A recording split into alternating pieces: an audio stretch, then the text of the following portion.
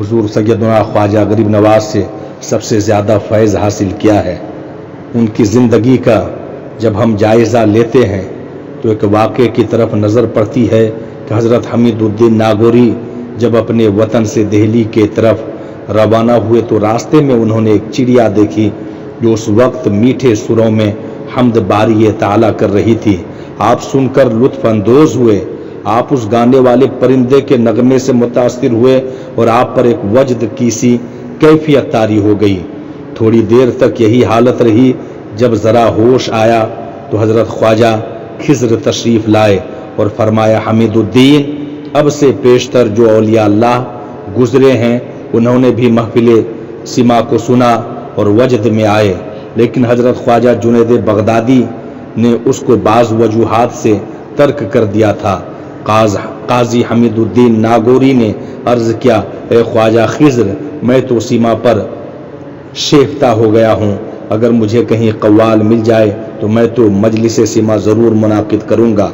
خواجہ خضر نے فرمایا، جب سے حضرت جنید بغدادی نے اس کو ترک کیا ہے تب سے قوالی سننے والوں کو سولی پر چڑھانے کا قانون بن گیا ہے اور لوگ محفل سیما منعقد کرنے سے ڈرتے ہیں۔ حضرت خضر کی باتیں سن کر قاضی حمید الدین ناگوری بازار گئے اور وہاں سے 7 غلام خریدے اور ان سب کو گانے کی تعلیم دلوائی۔ کچھ عرصے تک وہ لوگ اس فن کو سیکھتے رہے۔ جب اچھی طرح مہارت حاصل کر لی تو آپ نے سیما کی محفلیں ترتیب دینا شروع کر دی۔ بہت سے ایسے بزرگ اولیاء جن کو محفل سیما سے شوق تھا ان میں شریک ہوئے، ان پر حال اور وجد کی کیفیت طاری ہوئی۔ رفتہ رفتہ اس کی خبر پورے شہر میں پھیل گئی اور اس زمانے کے بڑے بڑے علماء و فقہا مثلاً قاضی عماد، قاضی منہاج، قاضی سعید الدین سید مبارک اور امجد وغیرہ آپ کے سخت مخالف ہو گئے اور ہر وقت آپ پر اعتراض کرنے لگے کہ بزرگوں کی روایت کے خلاف محفل سیما سننا شروع کر دیا ہے۔ قاضی صاحب نے جب یہ سنا تو کہا، میں تو اب خاندان چشتیہ کے زیر سایہ ہوں اور ان پیران چشتیہ کے طفیل مجھے تمام دینی برکتیں ملی ہے، لہٰذا ان کو ہر فعل میرے لیے بہتر ہے، ان کا ہر قانون میرے لیے اس پر عمل کرنا ضروری ہے۔ شیخ جنید بغدادی نے اگر محفل سیما کی مخالفت کی ہے تو مجھ پر اس کا کوئی اثر نہیں ہو سکتا، میں تو سیما کو ترک نہیں کر سکتا۔ کچھ عرصے بعد آپ بغداد تشریف لے گئے اور اپنے ایک بزرگ مرید کے گھر ٹھہرے۔ مرید نے اپنے گھر کے ایک کمرے کی جانب اشارہ کرتے ہوئے بتایا کہ اس کمرے میں ایک بانسری بجانے والا چھپا ہوا ہے، خلیفہ بغداد کے خوف سے اس کو یہاں بند کر لیا ہے، کیونکہ خلیفہ کا یہ حکم ہے کہ اگر کسی کے گھر محفل سیما ہو تو اس کو فوراً گرفتار کر کے سولی پر چڑھا دیا جائے، اس لیے میں ڈرتا ہوں کہ کہیں خلیفہ کو خبر نہ ہو جائے۔ قاضی صاحب نے فرمایا، میں تو سیما کا عاشق ہوں، تم بغیر کسی ڈر اور خوف کے اس کو بلاؤ تاکہ میں اس کی بانسری سنوں۔ مرید نے یہ سن کر کمرہ کھولا اور نئے نواز کو نکال کر لائے۔ قاضی صاحب نے حکم دیا، تم اپنا نغمہ سناؤ۔ اس نے اتنی اچھی بانسری بجائی کہ قاضی حمید الدین ناگوری کو بہت ہی لطف آیا اور ان پر ایک وجد کی کیفیت طاری ہو گئی۔ پھر یہ خبر شہر کے قاضی تک بھی پہنچ گئی۔ قاضی نے ایک آدمی کے ذریعے آپ کو عدالت میں حاضر ہونے کا حکم دیا۔ جب آپ کو قاضی کا حکم ملا تو آپ نے فرمایا، ہر شخص کے لیے سیما حرام نہیں، جو لوگ سننے کی اہلیت رکھتے ہیں۔ پھر کچھ دیر سوچنے کے بعد آپ نے فرمایا، تم جاؤ اور قاضی صاحب سے کہو کہ وہ تمام علماء اور مفتی جمع کریں، میں بھی حاضر ہو جاؤں گا۔ اگر میں نے سیما کو جائز ثابت کر دیا تو خیر، ورنہ جہاں اتنے بزرگوں کو انہوں نے سولی دلوائی ہے مجھے بھی دلوا دیں۔ دوسرے دن آپ نے اپنے مرید کے ہاتھوں تمام ساز منگوا کر انہیں کپڑوں سے ڈھانپ دیا، پھر سب لوگوں کو اپنے ہاں جمع ہونے کو کہا۔ قاضی بھی آ گیا۔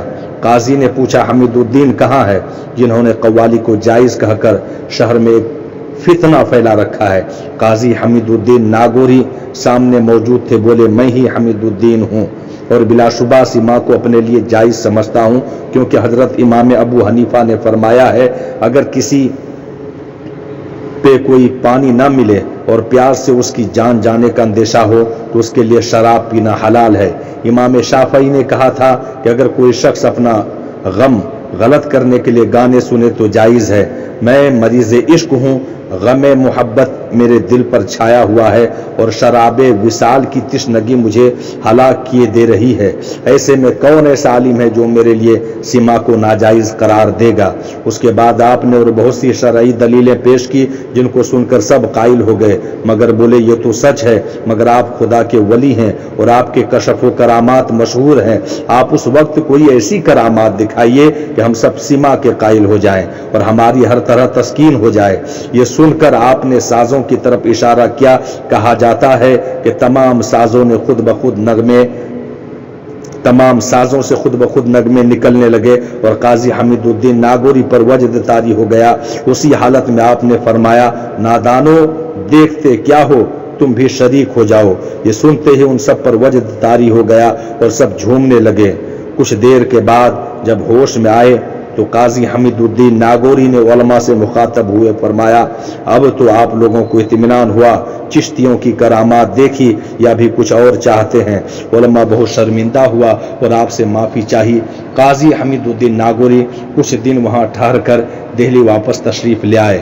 تو یہ اللہ والوں کی شان ہوتی ہے، اور سلسلے چشتیہ کی غذا محفل سما کے لیے انہوں نے اس طریقے سے کام کو انجام دیا جسے دیکھ کر کے دنیا والے دنگ رہ گئے، اور پورے ملک ہندوستان ہی نہیں بلکہ پورے ایشیا مہادیش سلسلے چشتیہ سے وابستگی اختیار کر کے کامیاب و کامران ہو گئے، اور قیامت تک بارگاہ غریب نواز قطب الدین بختیار کاکی کا آستانہ، بابا فرید الدین گنج شکر کا آستانہ، حمید الدین ناگوری علیہ رحمت و رضوان کا آستانہ مرکز عقیدت بنا ہوا ہے، اور غلاموں کا اور عاشقوں کا ہجوم لگا رہتا ہے۔